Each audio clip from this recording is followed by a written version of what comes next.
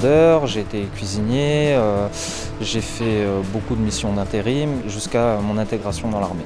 On va dire que c'est une porte de sortie puisque ça arrivait à un moment dans ma vie où j'avais besoin de quelque chose de beaucoup plus stable, donc beaucoup plus posé, beaucoup plus sécuritaire on va dire. Donc moi j'ai passé un bac STMG, c'est tout ce qui est sciences technologiques, marketing et gestion. Je me cherchais encore un peu, donc c'est pour ça que j'ai passé mon CAP petite enfance. J'aimais bien avoir plusieurs bagages pour après faire mon choix définitif. Et là, ça a été donc en 2018 l'armée. Ce qui me plaît, c'est qu'on me responsabilise beaucoup, donc on me laisse prendre beaucoup d'initiatives. Donc ça, c'est très valorisant pour nous. Donc c'est ce qui me plaît, c'est ce qui me donne envie de venir au travail le matin. Donc on a bien sûr des horaires fixes comme toute unité. Donc on commence à 8 h, on finit à 16 h 45.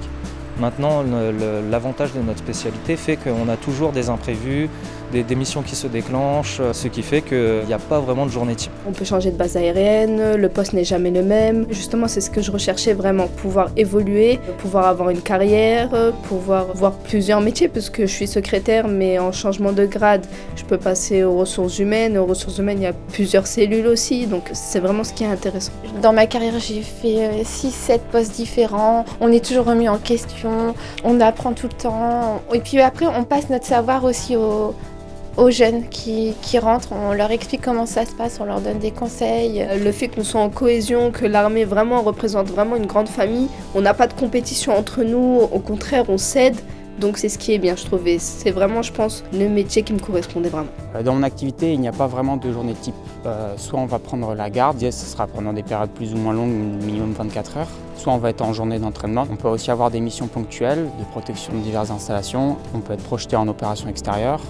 On peut régulièrement aller en séance de saut aussi pour faire des sauts en parachute pour maintenir notre compétence. Dans notre spécialité, l'activité physique joue un rôle très important. On nous demande d'être entraîné, d'avoir un niveau physique plus qu'acceptable pour effectuer nos missions. Donc très souvent, nos journées d'entraînement commencent par des séances de sport. Et régulièrement, quand on a un moment, on va s'entraîner de notre côté, que ce soit pendant la garde ou chez nous. Donc on a une salle de sport qui est dans la base aérienne. On a des terrains aussi pour qu'on puisse faire notre course à pied si on le souhaite.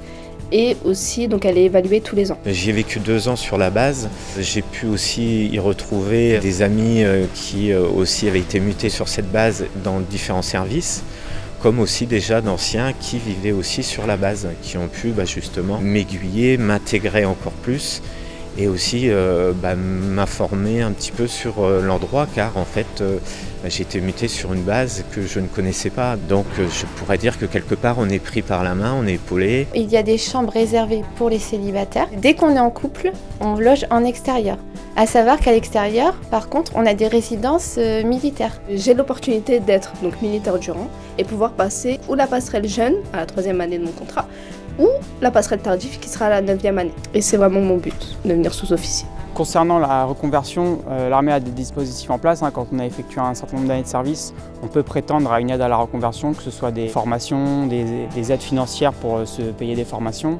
Il y a aussi le système des emplois réservés qui existe pour basculer dans la fonction publique. En ce qui me concerne, moi j'ai passé directement des concours en externe, donc police nationale, douane. Mon expérience professionnelle et toutes les qualifications que j'ai vu passer à l'armée, c'est un énorme plus en fait pour trouver un travail après, que ce soit dans des métiers de sécurité ou même dans une entreprise privée, je pense. Moi, ce que j'envisage, c'est de passer les concours pour être sous-officier, avoir quelques hommes sous ma direction et pour pouvoir ensuite gravir les échelons et finir, pourquoi pas, major en fin de carrière.